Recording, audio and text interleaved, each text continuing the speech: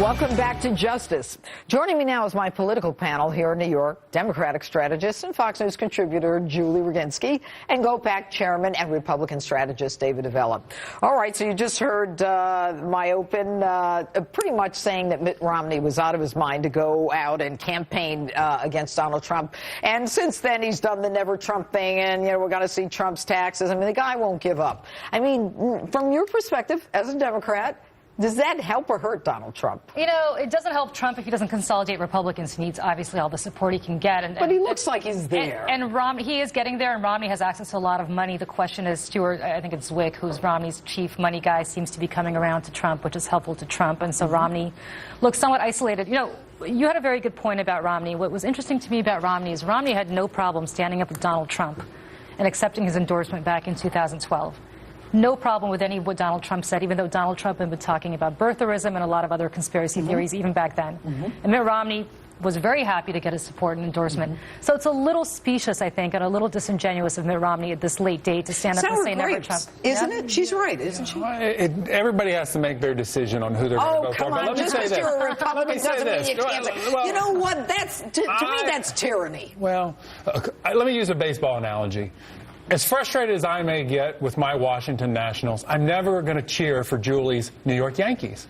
And they're going to be You are in New York. Watch it. The last guy who trashed New York, Ted Cruz, didn't do so well here. I'm just not cheering for him. 27 championships. You want to be a loser? Great. Okay, but I'm not cheering for Hillary. And here, Donald has a bigger issue if he's going to win this presidency.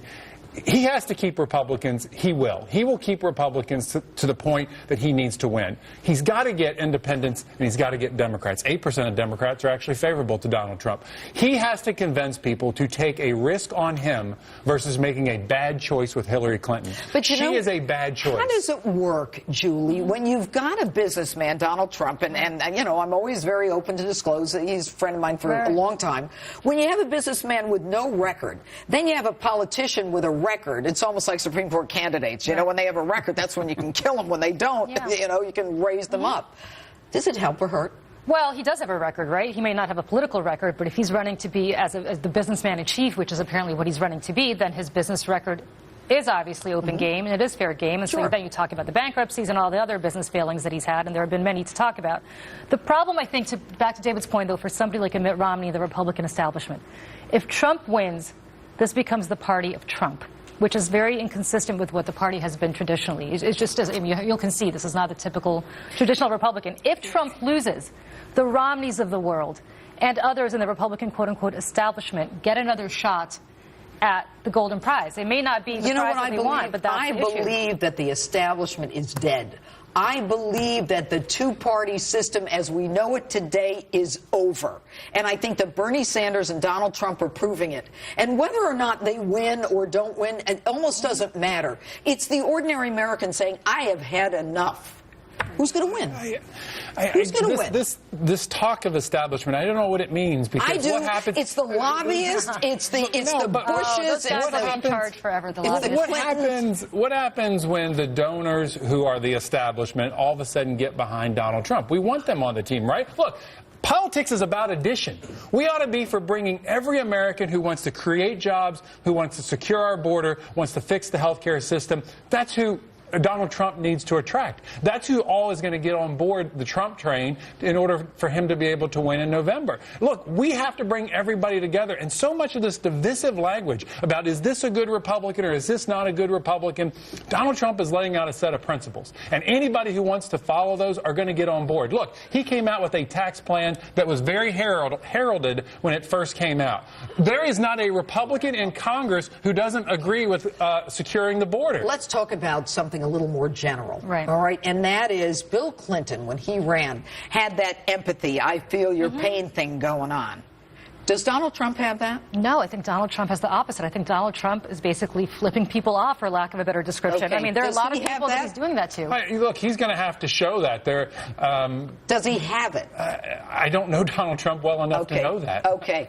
All right. Well, the American people, I think, given the votes, and not even Republicans think so. Anyway, David Avella, Julie Roginsky, we're going to check in with you both a little later in the show, so thanks. Welcome back to Justice. My political panel is back. Democratic strategist and Fox News contributor Julie Roginsky and GOPAC chairman and Republican strategist David Avella. Okay, I want to kind of tee off of that one. You know, when you look at Hillary Clinton and all those things that I said, Julie, and whether you agree with it or not, the fact that she hasn't been able to close this deal yet, although she will be the candidate, right, all of that noise continues to hurt her to the point where now Donald Trump is beating her. What does she have to do? Well, first of all, she has to close the deal, and she will. Probably New Jersey will put her over the top on June 7th, even before the polls close in California. Secondly, you'll find it no surprise. Of course, I disagree with you on a lot of what you said, though I love you, and you look fantastic saying what you said. But look, I will ultimately say this. If you remember, Barack Obama and Hillary Clinton took this all the way to the end in June of 2008. Back then, 60% of her supporters said they would never, under any circumstances, vote for Barack Obama in November. They were completely committed to her. 90% of them ended up voting for her in November. He ended up winning.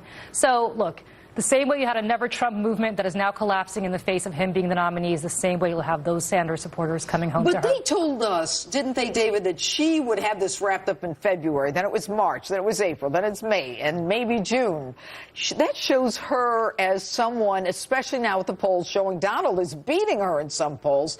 What's going to happen in this election? Hillary has sealed the deal enough to get the nomination. Her challenge is, if you look at most public polling, 20% of Democrats don't find her favorable, don't think she's a trustworthy person. So she's got to figure out how does she motivate those 20% of Democrats. Yeah, but Donald has the same issue on his side. We're talking about how she has to get the nomination. Right. In order for her to get the nomination, she also has to make sure the 8% of Democrats who have a favorable view of Donald Trump, she has to make sure they don't go and vote for him. Okay, and that is exactly where I was going.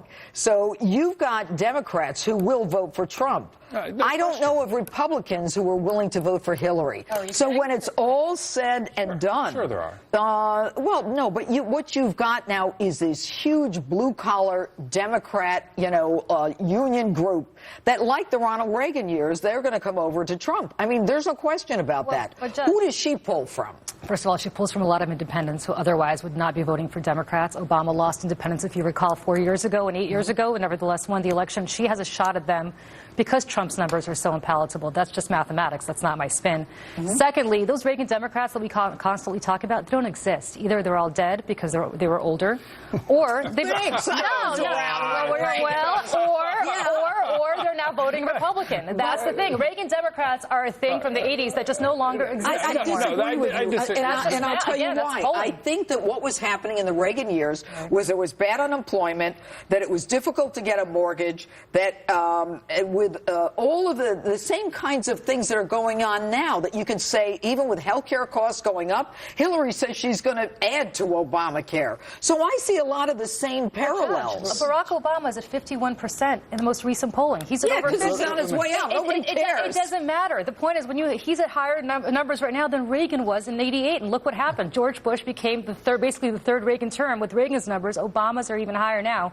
So you may not like Obamacare. You may not like all of this. People are not dissatisfied with Barack Obama. That's according to an NBC Wall Street Journal poll. I think it really depends on the subject. I think Barack Obama has had some of the lowest poll numbers in the history of presidents in this country. No, actually, he's never been below 40. He's at over 50 now. Julie, being a Democrat, knows the votes. The dead can vote. So on their side, at least. So for these dead. Is that a New Jersey dig, my friend? These dead Reagan Democrats are coal miners in Pennsylvania who are going to lose their jobs if Hillary Clinton becomes president of the United States. You go through many working class white Americans. They're out there, and it's why Donald Trump is going to be able to put some states in play that we haven't in years past. I love you to death. You love all of us. I do, but let me say this. You're completely dead wrong. Again, let's go back to recent history. A Democrat has not won the white vote that you keep saying is going to go to Trump since, I think, at least LBJ, if not earlier. We haven't had Hillary Clinton to run against. So this is the you said the same thing about Obama. You said the same thing about Obama the first time. You said the same thing about Clinton 92, Let's agree Clinton on 96. One thing. Come on. All right. Hillary made a huge faux pas talking to the coal miners Agreed. in West Virginia. Agreed. All right? And now she's got Michigan, Pennsylvania, and she brings out bill to say, oh, everything's going to be fine. They talk out of both sides of their mouths. But I think that the most interesting part of all of this is that when you use the historical data for Gallup poll questions in presidential races, are you satisfied? That is a key indicator of people going to the other party. And they are not satisfied. They may like Barack Obama. I'm not going to fight with you on that. But people hate government right now, which is why a socialist and a businessman are at the top of the hill in this thing. And, you know, going forward, nobody thought that Bernie would be anywhere near where he is. And now I think more people are coming to his side. But what role ultimately will he have in the convention? Who, Bernie? Look, I think Bernie's trying to get the platform of the Democratic Party to move much more in his direction than it has been ultimately. And they're going to give it to him. And they're going to have to give him something. Does that help the party? It probably does not help the party going into a general election, but having said that, look, who really reads the platform of either party? There's a lot of things the Republican Party platform consistently that people disagree with, and the Democratic Party. It comes down to personality, comes down to the nominees themselves. As somebody pointed out, this is going to be a race to popularity. The Republicans, and I'll give you the last word on this, David, the Republicans are going to look at that platform and they're going to say, what? You know, look, it's extreme as their candidate is. But let me say this, Judge.